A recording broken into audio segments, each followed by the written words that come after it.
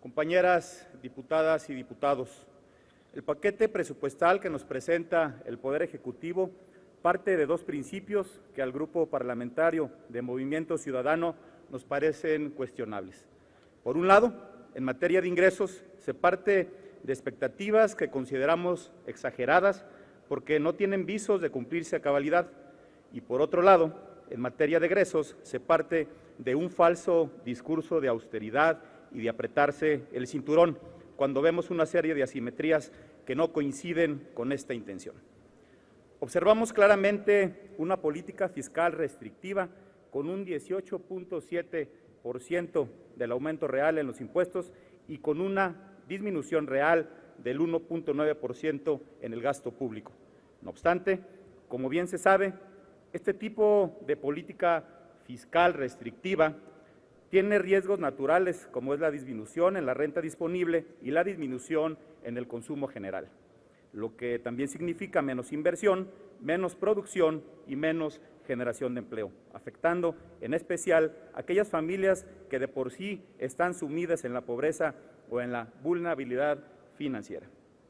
Esta premisa presente en el paquete presupuestal se acompañará de la depresión que ya estamos viviendo en los niveles de consumo de los ingresos de los mexicanos, que ya, como se ha dicho, más del 60% de ellos perciben ingresos iguales o menores a 2 salarios mínimos. En segundo lugar, el discurso de apretarse el cinturón e impulsar el presupuesto base cero nos parece engañoso y tramposo, porque lo que vemos con estas políticas fiscales y con esta estructura del gasto público es que los únicos que se están apretando el cinturón son los ciudadanos, son los pequeños contribuyentes y son los pequeños empresarios. Además, no podemos perder de vista que, de acuerdo con Coneval, ya se suman 55.3 millones de personas en situación de pobreza sin que el Estado se haya decidido a entrar de fondo a una reestructuración de la política salarial y la política social. Tenemos que ser conscientes que el impacto de los programas sociales actualmente no es suficiente, lo cual significa no solo que faltan más recursos, sino que hace falta reestructurar de manera inteligente y con visión el alcance y las características de los programas. Por otra parte, vemos con preocupación que el gasto de inversión total asciende a 712.349 millones de pesos, lo que significa una reducción del 21% con respecto al presupuesto del 2015. Esto a quienes más afecta es a las entidades federativas, que en muchos casos tendrán otra vez que recurrir a más endeudamiento para atender sus compromisos de inversión. Es decir, también en este caso, el discurso de apretarse el cinturón aplica para las entidades federativas y parece que no del todo para el gobierno federal. En Movimiento Ciudadano lo decimos una vez más, ante estas contingencias macroeconómicas, lo que México debe salvaguardar de manera prioritaria es justamente la inversión pública, que es el motor del desarrollo y es un generador de oportunidades.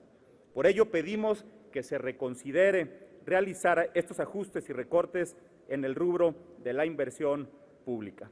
Del mismo modo, nos parece bastante cuestionable la asignación de recursos para las zonas metropolitanas, donde vemos que la única metrópoli que recibió un incremento presupuestal es la zona metropolitana de La Laguna, con 18 millones de pesos adicionales solamente, lo que no sucedió en otras ciudades, como por ejemplo en las zonas metropolitanas de Monterrey, en la del Valle de México y en la zona metropolitana de Guadalajara, donde además se incrementó con la incorporación del municipio de Zapotlanejo, y adicionalmente a esto también tenemos dos nuevas zonas metropolitanas, la de Autlán de Navarro y la del sur de Jalisco.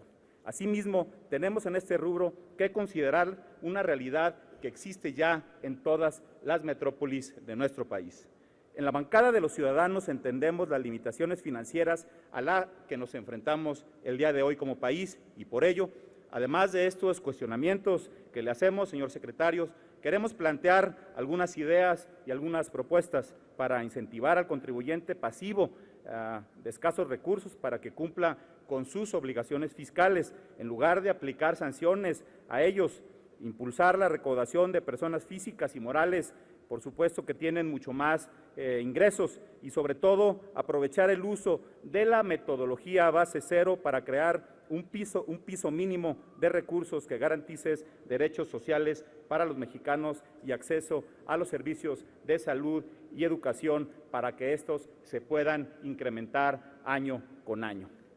Por otra parte, en Movimiento Ciudadano estamos convencidos de que una política económica que se mueva hacia el rumbo correcto debe de acompañarse con una profunda y seria discusión del salario mínimo para dejar a un lado el modelo que no ha beneficiado a los mexicanos y para transitar a uno donde se hable de un salario digno, donde nuestro país pueda incentivar la producción, la inversión y la competitividad.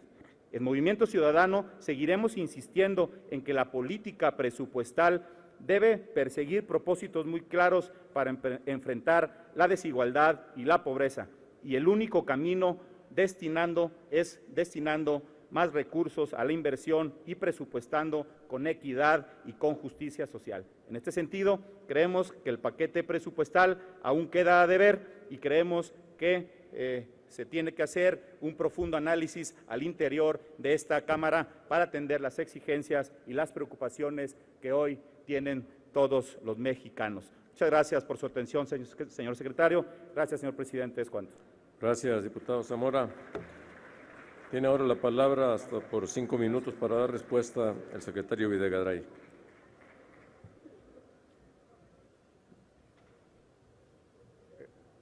Con su permiso, presidente. Gracias, diputado Zamora.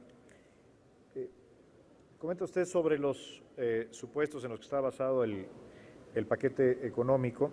Quiero reiterar que las estimaciones de Producto Interno Bruto de tipo de cambio están basadas en las estimaciones de mercado al momento de presentar el paquete, que la estimación de inflación es la del Banco de México, y con respecto a la estimación del precio del barril de petróleo de la mezcla mexicana, no está basada en una estimación de mercado, sino en el precio que ya se cubrió. Es decir, ya tenemos la cobertura petrolera para el año que entra. Es una práctica que México realiza desde el año 2003 y que sin duda hoy representa una protección importante para la estabilidad macroeconómica. Por lo tanto, se ponen a consideración estimaciones que creemos son realistas y conservadoras. Con respecto a los ingresos de las entidades federativas, quiero compartir con esta soberanía los siguientes datos.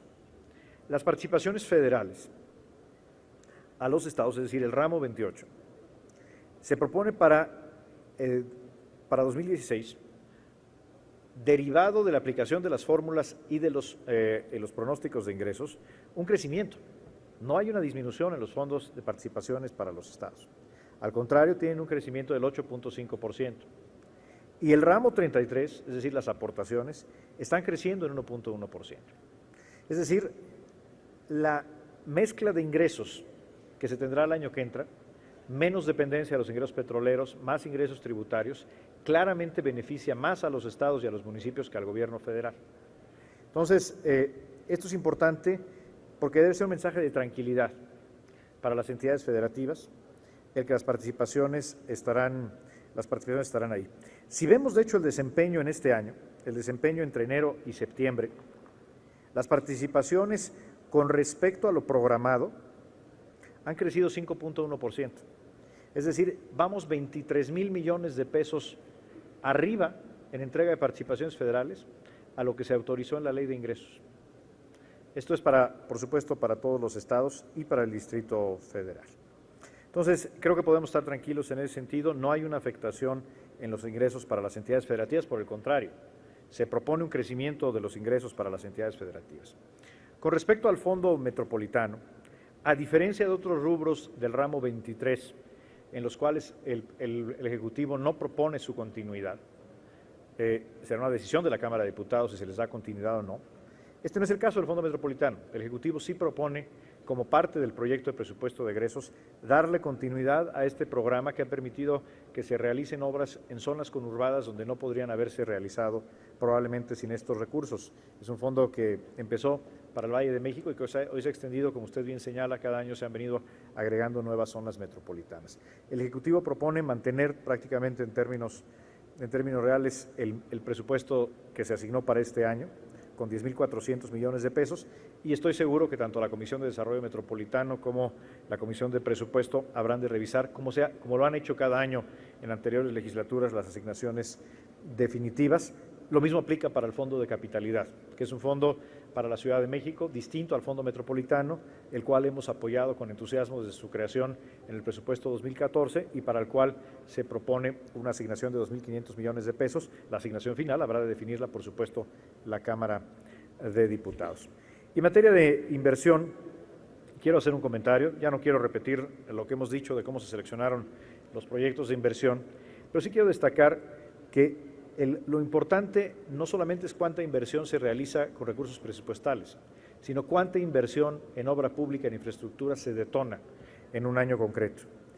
Y a sabiendas de que este es un año donde tiene que prevalecer la austeridad y se disminuyen distintos rubros del presupuesto, desde el gasto corriente hasta el gasto de inversión, es que se propone utilizar con mayor vigor otras figuras para lograr una mayor promoción de la inversión. Por eso se han propuesto las fibras CES, por eso se proponen los certificados de promoción de inversión, los CERPIs, se proponen los certificados de infraestructura escolar y un mayor uso de las asociaciones público-privadas, que es una legislación que existe desde hace algunos años y que no se ha utilizado realmente en los años anteriores. Se proponen la creación de hospitales, infraestructura carretera, a través de la figura de APP, que no está contabilizada en estas cifras de inversión. Lo importante, insisto, es, si así lo dispone esta Cámara de Diputados, que se lleven a cabo mediante complemento de inversión pública y otras figuras de inversión con mercados financieros y capital privado, que se detone la infraestructura que requiere hacia adelante el país. Gracias, diputado. Gracias, señor presidente. Gracias, secretario Videgaray.